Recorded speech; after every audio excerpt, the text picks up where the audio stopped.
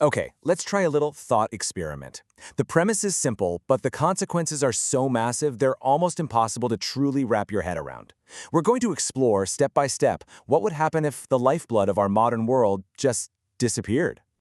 All right, so I want you to picture this. You wake up tomorrow morning. There's no warning, no slow phase out, zero time to prepare.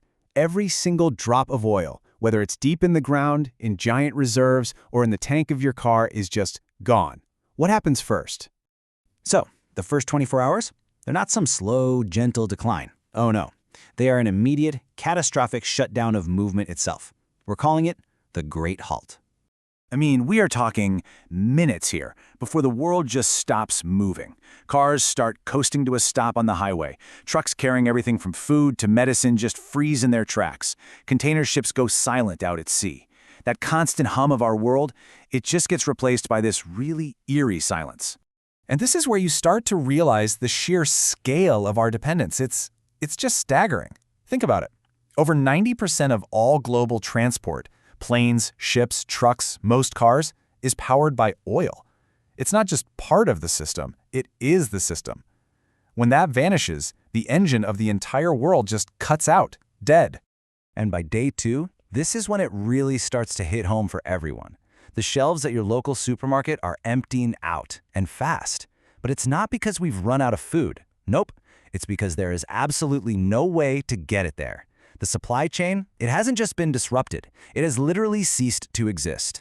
All right, so as we move into that first week, the crisis just spirals. It goes way beyond just transportation. The very fabric of our material world, it starts to unravel. And this is the thing, the part that I think most of us just don't think about. We don't just burn oil for energy. We wear it, we build our world with it, we even depend on it for our health. It's the key ingredient for so many industries, from life-saving pharmaceuticals to the asphalt on our roads. Without it, production doesn't just slow down, it flat out stops. So just think about everything made of plastic. Your water bottle, the keyboard you're typing on, all those sterile medical supplies that save lives, even the packaging that keeps our food from spoiling. Poof, the ability to make any of it, gone, overnight. And what about the clothes on your back? Polyester, nylon, acrylic, all of that stuff is just oil products. The entire global textile industry as we know it, it would just collapse in a matter of days. And you might be thinking, well, at least we've got our high-tech world, right? No, not even close. The problem goes that deep. The plastics, the resins, all those little insulating parts inside your smartphone, your computer, they all need oil byproducts to exist. Without oil, the assembly lines for our coolest, most advanced tech just go dark. End of story. So, by the time we hit the 1-month mark, this thing has gone from a crisis to, well, a full-blown global collapse. The dominoes have just kept falling, and now they've reached every single corner of society. And the domino effect is it's terrifyingly fast. You see how it works, right? It starts as a transport problem, which cascades into a supply crisis. That then becomes a manufacturing shutdown. And the final domino? Total economic catastrophe. But honestly, the most terrifying part is the food crisis. Modern agriculture it's basically a process of turning oil into food. That's what it is. You've got no diesel for tractors, no petroleum-based fertilizers, and of course, no trucks to deliver anything that might get harvested. The world starts to face starvation, and fast. So, global stock markets, they don't just crash, they evaporate. They become meaningless. Businesses built on moving and making things become worthless overnight. This isn't some downturn you can recover from. No, this is the end of the economic world as we know it.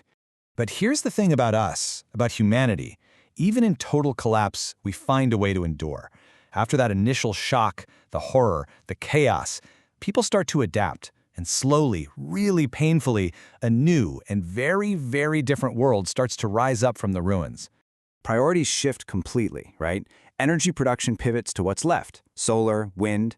Transportation, it becomes super local and electric. Think bicycles, small rechargeable vehicles. And our cities, they can't rely on global supply chains anymore. They have to become self-sufficient.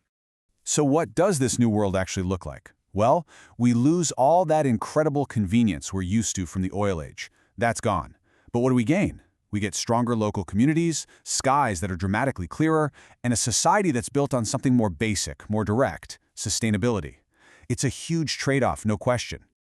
This whole thought experiment, this crazy scenario, it really brings us to one final, inescapable point about our civilization. And here's the absolute heart of it. Our world wasn't just powered by oil. Its entire blueprint was designed around the idea of cheap, abundant oil. Our roads, our cities, our economies, our whole way of life. It was all built on a foundation made of oil. So that crazy hypothetical, what if it vanished tomorrow? It really forces us to ask a much more real question. Because look, we know the age of oil will end. We just don't know when.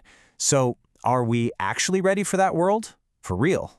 Because whether it happens by a sudden collapse or by our own choice, that transition, it's coming. It's inevitable. And when you look at the consequences of it happening all at once like this, it makes one thing perfectly, terrifyingly clear. Getting ready for it is the single greatest challenge we will ever face.